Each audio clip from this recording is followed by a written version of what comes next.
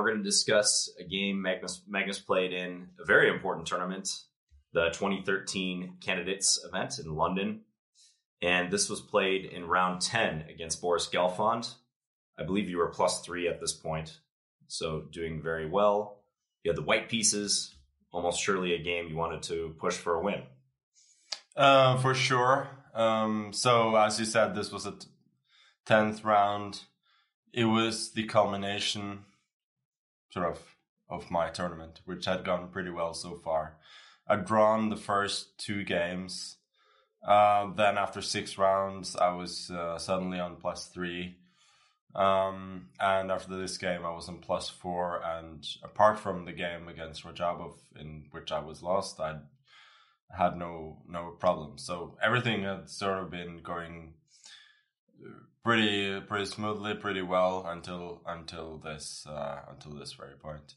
Should be noted that Gelfand, he was much bigger deal then than he is now. Now, obviously, he's still a very good player and massively respected, but he's not contender like he was back then. Back then, he'd just come off a World Championship match with Anand less than a year earlier. Right after the Candidates, he won the Tal Memorial ahead of myself and most of the world elite with winning unbeaten +3. So he was very, very strong. And his repertoire was that he played the Sveshnikov all the time. That's what he came up with for his match against Vichy, getting little to no problems there in the opening. And so for the Candidates, less than a year later, he was pretty happy to repeat that. So.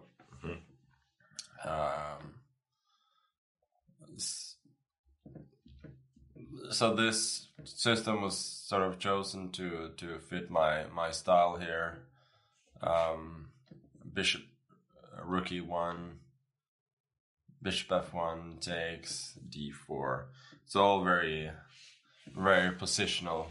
Already establishing a possible majority on the queen side here, which we will see later will be quite an important theme. So he goes knight f6, bishop e3, cd4. There are more active ways for black to play this, but what he did is fairly sensible as well. But it's not an attempt to sort of equalize. It's an attempt just to get a position, and then you will evaluate whether or not white is slightly better afterwards. But I'm sort of given license to do what I want to do. I want to go c4, develop that knight, and eventually claim that my queenside majority is something worthwhile. So he goes c4, so I go c4. He takes immediately on d4, which may look a bit counterintuitive, but I think he just didn't want to deal with knight moving away, maybe to f3, even to b3, after I've gone knight c3, and potentially making that knight on c6 having a slightly weird impression, and also I have a little more space, so exchanges make sense for him. The only problem is that he does afford me a tempo to get the bishop into a very nice position. And knight c3. And so this was an interesting moment. Clearly, I need to get the pieces into the game. I want to get the queen and the rook, especially the rook on the d file. I would love to do. So one natural option one could think of would be a queen to d2. But I don't think that's very good. Black has this little trick, bishop c5. And in case I go rook d1, everything's traded off and black's going to be absolutely fine. Yeah, liquidation trick. Yeah, exactly. So what I want to do is I want to go queen d3, which looks a little less harmonious, but it combines two ideas. One is to play rook d1, and the other one is to swing the queen to d3. And on d3, the queen is protected by the bishop on f1. So that's my main idea, what I want to do. But I decided to interpolate a3, which has very clear upsides and very clear downsides. The upside, if you assume that black is going to play a5 to prevent the expansion of b4, is that if I do actually get b4 later on, that's going to hit pretty hard. Since, let's say you can imagine that this obviously doesn't work, but let's say black does something like this, and you get b5. The bishop is going to be kicked away to quite an unpleasant square, and the majority is in motion. She's not going to be able to blockade from c5, and b7 is going to be weak as well. Mm-hmm. So it means that once I get b4, I will have a clear path to b5. And so you wonder why cannot black just go a4 at some point? Mm-hmm. The answer is that it can, but it takes time, and even on a4, the pawn may be pretty weak. You can imagine white going bishop d3 to c2 at some point. So after studying the position for a while, I decided that it was probably worth including these moves, as I didn't believe he would have time to make all the moves that he wanted, and that a4 would become more of a weakness than a strength. And when you say worth including, meaning black probably will play a5 in response to a3, that was your impression? For sure. I thought if he does castle here, I'm gonna go b4. I've got this nice little plan of deploying the rook in the center. I don't know, black may drop his queen back, but it feels like my play is pretty harmonious, and I've got this slight advantage that I want. Mm. Seems like a tough decision for black if he knows that this inclusion may hurt him, but this could potentially be even worse. For sure. But I also know that Boris is somebody who sticks to his strategic concepts, and he plays very ambitiously from a strategical point of view. So there was no way that he was just going to allow b4. Okay, I think so. He's going to play a5. He's gonna calculate it, and he's gonna fight for the strategic battle. He made the decision to go for bishop d7 and bishop c6 early on, and I think, as I said, it's not an attempt to equalize immediately, mm-hmm. but it's more of a strategic concept. Like, he gives up some time, but he believes that the concept is actually good. Okay, so that's how he thinks there. So anyway, he went a5. I went queen d3. he castles rook d1, and probably a4 is a bit too much here at this very point. I'm going to go queen g3 with a little threat of bishop takes f6.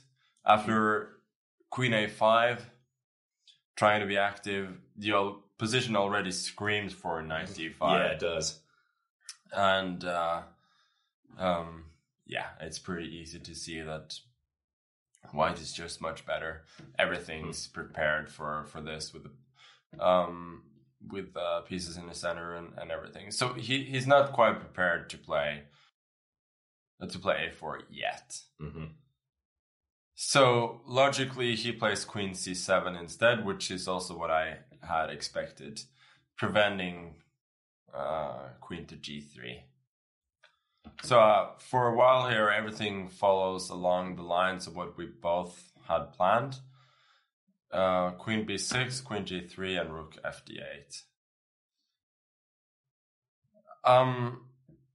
Rook takes d8. The thing is, in case of bishop c7, here he would just take on d1. If I take the queen, he takes the rook, and I cannot actually trap the rook, and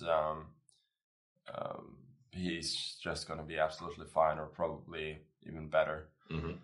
And he does have a big strategic idea here of not necessarily taking the pawn, because that's going to run into knight to d5, but to go queen b3 at some point and sort of sell my queen side. Still, that may run into knight d5, but it's certainly an idea. Mm-hmm. So he goes, so I take. Now taking with the queen is pretty forced, unless he wants to take with the bishop, which looks very ugly. Rook d8 runs into bishop c7, so he takes with the queen, and I go rook d1, regaining that file. And here he had a very difficult choice. He made the move queen to b6, which you'd sort of expect your opponent to make, but it turns out that it's a mistake and that he needed to go queen f8. And here, it's all about one very key tactical trick. I go b4, looks pretty good. Cannot be taken twice, b5 is coming, but he does have tricks here. It can't be taken twice, of course, because a bishop takes f6. Yeah, exactly. Mm-hmm. Queen h3. I see queen g4 is given, but that makes zero sense, as he can just go back. So queen h3, take b4, take on h5, and f6. And he's going to regain the piece, which I would say is not so easy to see in advance. Bishop d3, g6, and somehow black is holding here. Mm-hmm. For instance, queen h3, there's takes. King h8, take, and it's going to be some draw in an opposite color. Sufficient compensation. Yeah.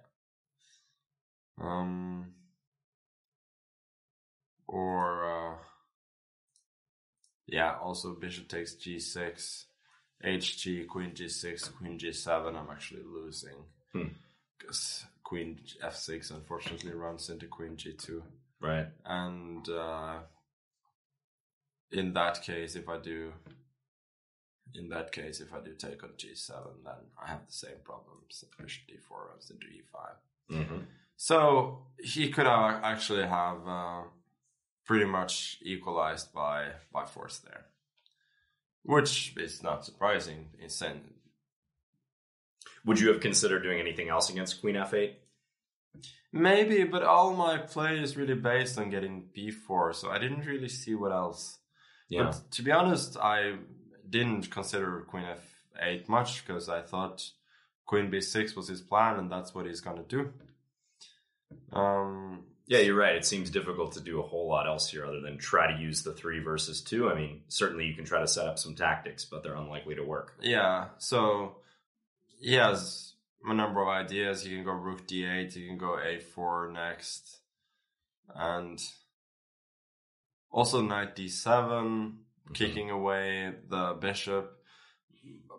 A huge part of my play here is based on the idea that this bishop is pretty strong, and indeed,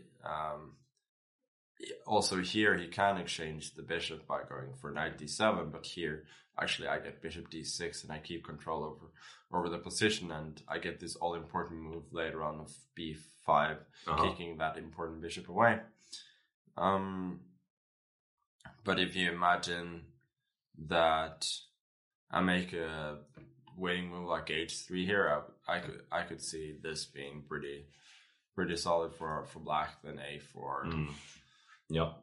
Potentially establishing the knight on c5, and who knows, maybe I'm the one who has to fight for equality. I would certainly say that long-term factors are in favor of black here. Right.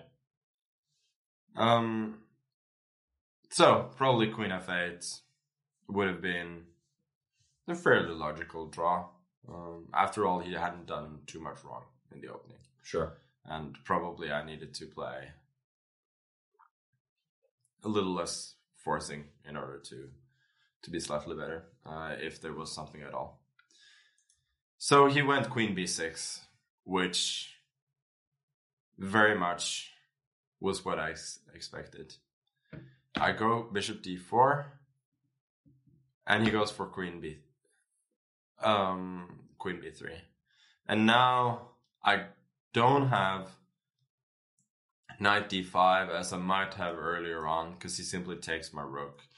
I take the bishop, I think king h8, and I believe I did look at these lines a little bit, but it's simply too hopeful, like queen e5, trying to get queen f6 and some mate there. I think quick rook knight e8, for instance, should be a good defense. Yeah, I don't think this stuff works. So I need another way. And what I did is I played rook d3, and it's all about tactics here. On this move and on the previous move, queen b2 was just losing to knight d5, so you cannot do that. And I just really want to go b4. Remove the queen if possible. Yeah. So he goes queen c2. Not much else there. Queen c4 loses to a little tactic. And I do go b4. I remember that it took a lot of convincing myself that this concept was actually good. Because by playing b4, a b4 is going to happen, a b4. I open up the a file, and my back rank is awfully weak. It's very easy to imagine rook a1 happening at some point, and this bishop being hit at some point. Time management wise, is that a decision to play b4 that you take prior to rook d3, or did you think a lot after queen c2? No, I took that decision earlier on. So I think I played b4 pretty quickly when we came to that point. It should be noted that when going into this, he had missed a couple of things, actually, which none of them were very easy to see, but things that I fortunately calculated well in advance. And it all, I'm not surprised that things work out for white, but the way that they do work out is pretty it's pretty instructive. Mm-hmm. So the pawn is obviously not hanging because the bishop takes f6. So let's imagine that he does something neutral like h6 and just going to go b5. And as we talked about earlier, once this bishop is forced off c6, then my game is usually going to play itself. And in this case, I even got knight e4. This time even protecting against whatever could happen on a1. Uh-huh. And I think if he did go rook a1 at this point, I could just go b5.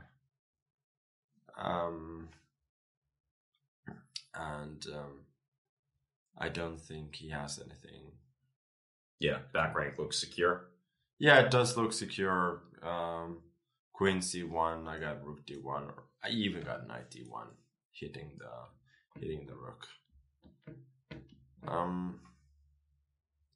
Could be that queen b8 also is possible at some point, but I kind of want to keep the mating threat there so that he cannot move his knight to e4, for instance. Right.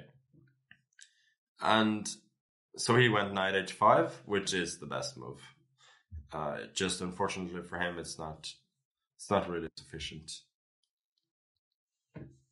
Queen e5 and bishop f6. And one of the key things he had missed here is that he really wanted to go rook a1 and believed that this would be pretty playable for him.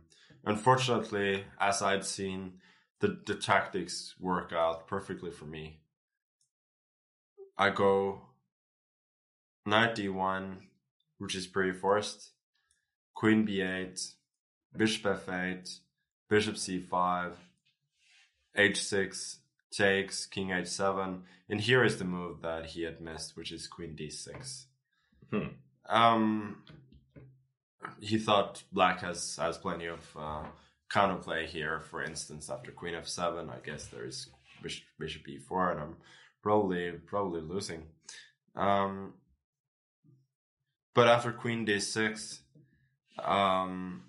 magically white is just winning, actually. Whenever he exchanges the queens, my pawns are just gonna run for home, supported by the bishop pair. It's hard to find a good queen move along the first rank, and after a move like queen a1, I could probably just go f3, preparing b5 without allowing bishop e4. And now that my queen is back in play, and his queen has been forced to the edge of the board, then I'm probably just winning, actually. That's interesting that the detail he missed is relatively straightforward queen trade offer at the end of a line, not something tactical. Yeah, it is. But it's sort of hard to imagine at first that this move makes so much difference, but it actually does. It's a difference, I think, between winning the game and maybe not losing, but at least it being completely unclear.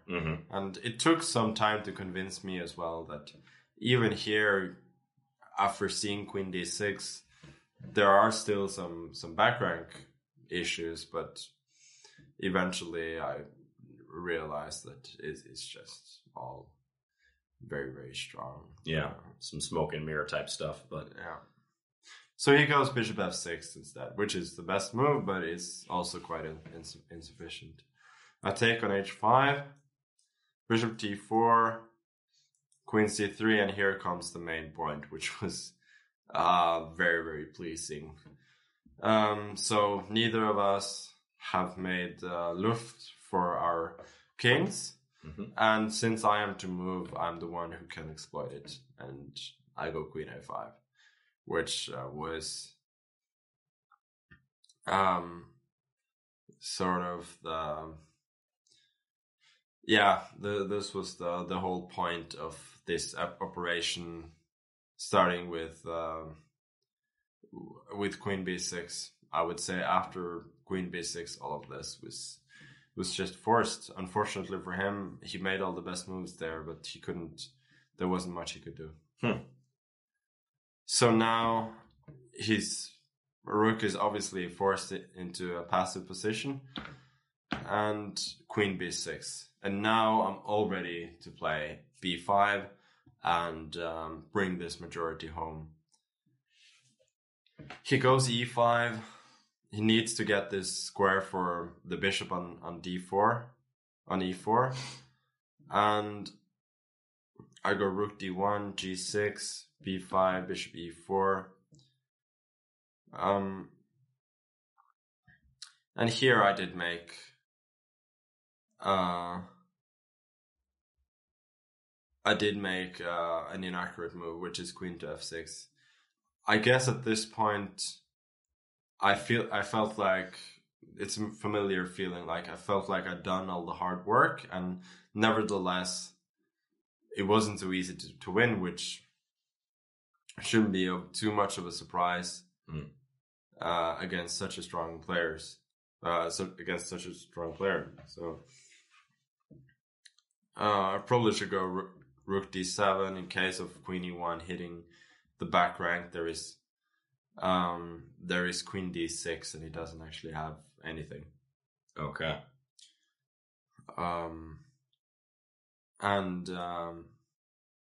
Yeah, if he does go bishop f5, there's rook b7. So he basically, I'm going queen d6 next, and there is very little he can do here. So the problem with queen f6 is that he could go bishop f5 now.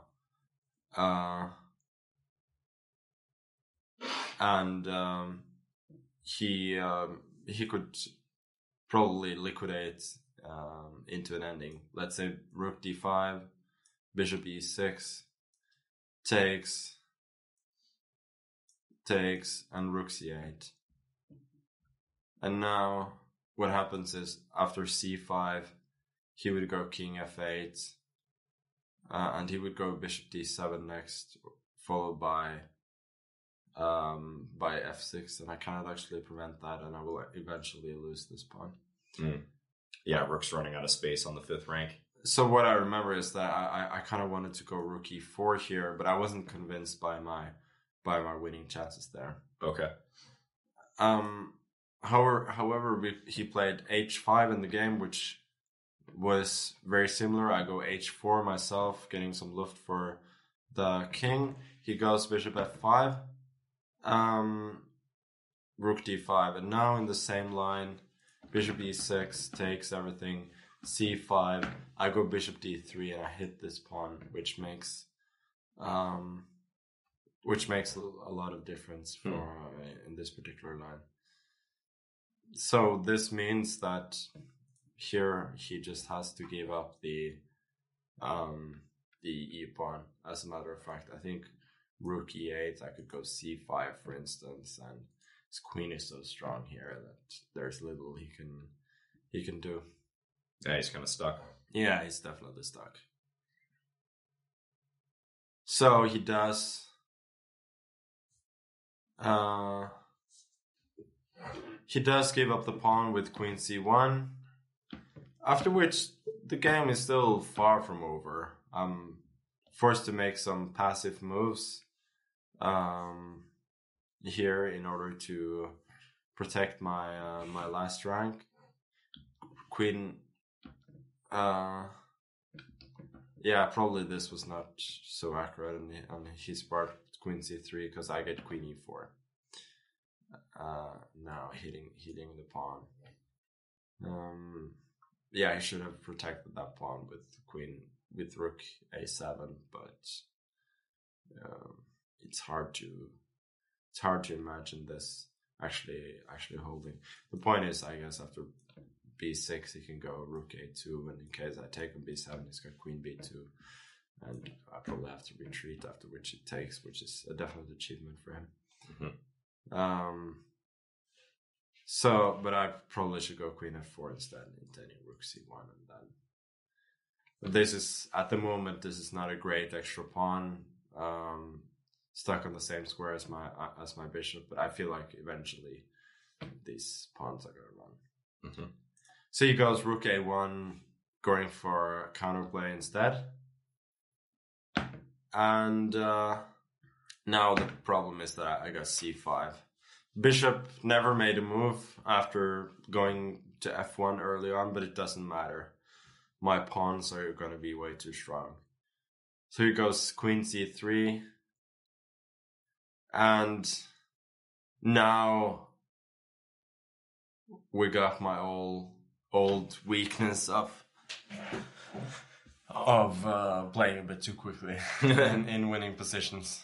So what I should do here is I should just go b6. If he does take on c5, I take on b7. He's got no counterplay. Just gonna go queen c7 next. And this pawn is eventually gonna be a winner. Mm-hmm. Probably after bishop d5, the most accurate is just to go queen d7, as a matter of fact. Hitting the bishop still, as if I do this, maybe it's not so easy to make immediate progress. But basically, yeah, queen d7 there, and that's just the win. So I take, assuming he's going to take on c5, b6, and he has queen e1. And now I just remember, on one hand, I did feel really, really embarrassed that I'd probably just blundered my bishop. On the other hand, it didn't take me too long to readjust, seeing that he's gonna have to spend some time taking that bishop, and these pawns combined with the pressure on f7 is probably still gonna be enough for me. And you had assumed he would just play queen takes c5? Yeah, for sure. I'd completely missed queen e1 there. Mm-hmm. Should be noted that queen e7 pinning the queen doesn't actually help. Let's say queen b1, and then bishop c4 is unstoppable. So after readjusting, I went b6, just pushing the pawns. Queen f3, it's a really good square for the queen. And now, yeah, bishop f1, I just take. Get the king out, and I have just... These pawns are way too strong, and my king is safe. Okay. Queen e4, I imagine a number of moves could win for me, but let's say just queen f3, giving up that pawn, king g1, hitting the bishop, and they're gonna run for home for sure. So he took with the queen, king h2, and by this point, as I said, I'd definitely calm down. Like, I was pretty sure now that this was a win. Mm-hmm. So, objectively speaking, queen b7 didn't actually ruin anything. It's just, leaves a slightly unpleasant aftertaste. Queen b1, once again, bishop can't really move because f7, so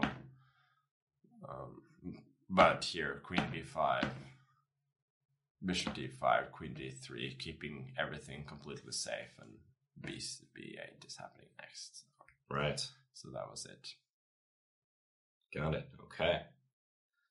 Yeah, and a couple things come to mind in this one for me. So you made it seem very simple after you achieved b4 and the tactics worked in your favor. And it was clear that the tactics were working in your favor. Can you speak about that?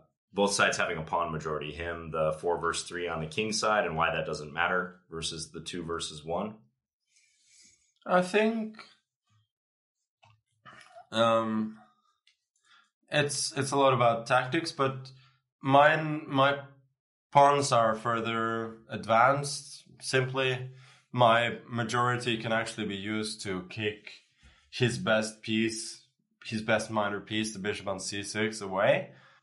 I think it all just feels very logical from early on when you've established this 3 against 2 very early on. That so this is already driving a lot of the action. I would say so, yeah. Right.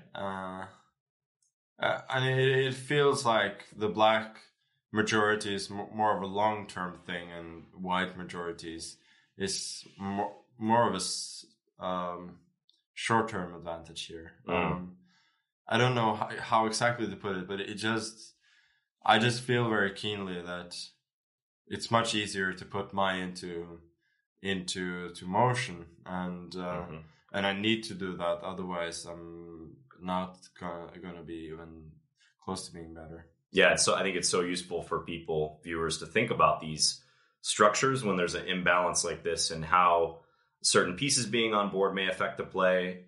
The fact that his majority in the center king side is near his king and not nearly as mobile as yours means you can push those pawns pretty liberally without concern. And yeah, that's probably why when those pawns started going, to you it felt very easy.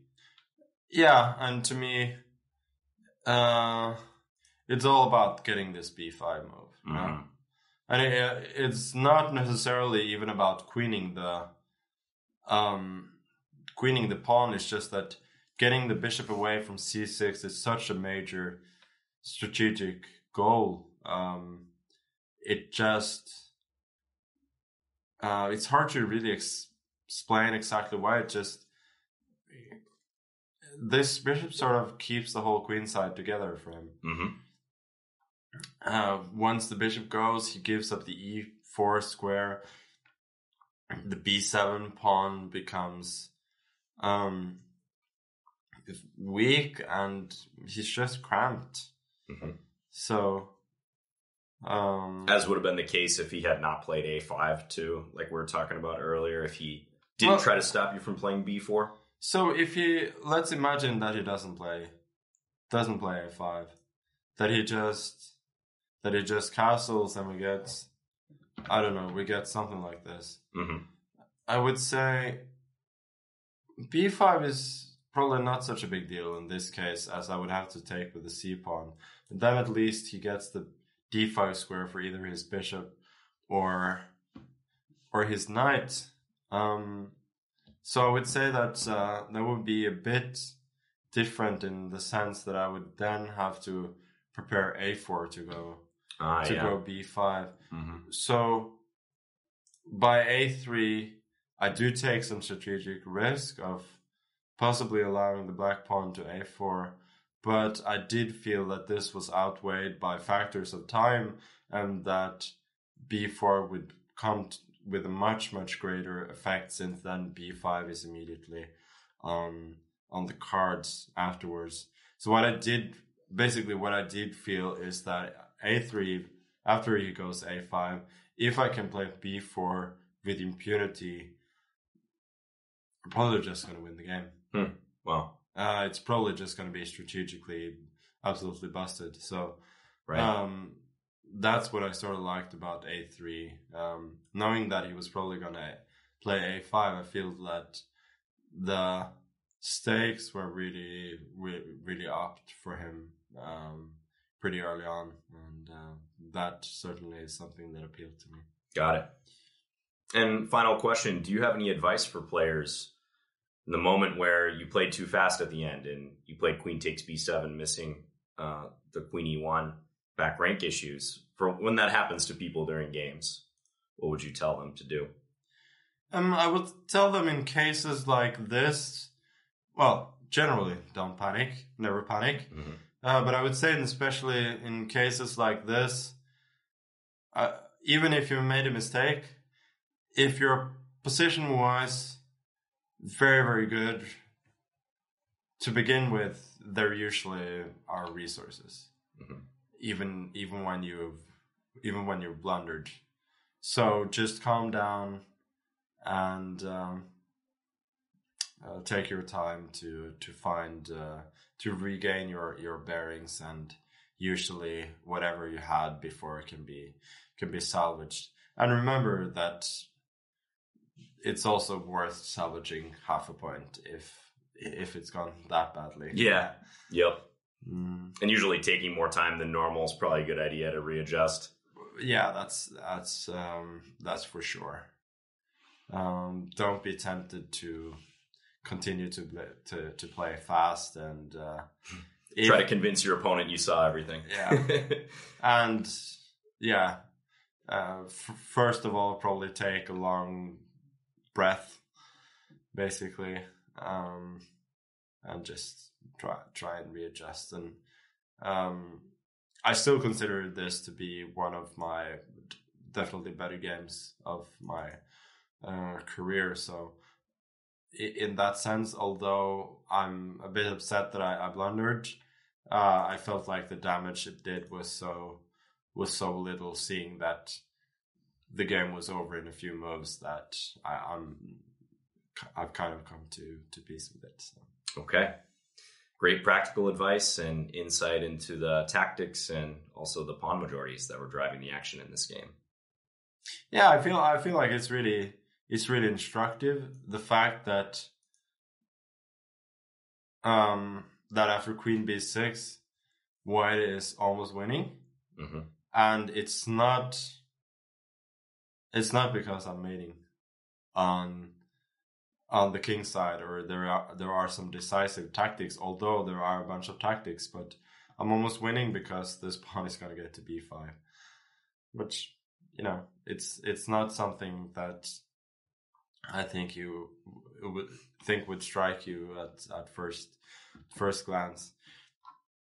And as we talked about many times, it's about tactics aiding strategy, and here guessing that this active move, Queen B6, probably loses the game, and Queen F8 would draw the game. It's not an easy thing to do, and this is why chess is hard. Yeah, exactly. Couldn't have said it better myself.